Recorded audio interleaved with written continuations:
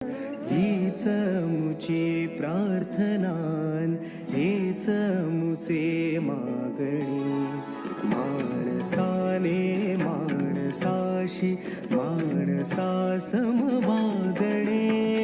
हीच आमुची प्रार्थना, हेच आमुचे मागणे.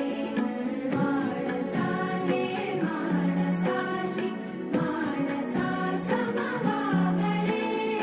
हीच आमुची प्रार्थना.